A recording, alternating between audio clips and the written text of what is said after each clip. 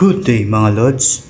Tara, luto tayo ng tokat baboy with kangkong para sa jowa mong gunggong ipinagpalit ka kay King Kong.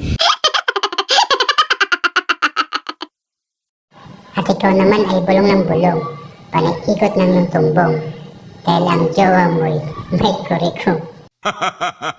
At ayan mga lods, ang libat ng tokat baboy with kangkong, kung ano-ano na lang ang nirarhyme.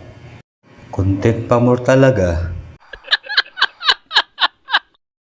Ang menu talaga natin is oyster sauce with tokwat kangkong.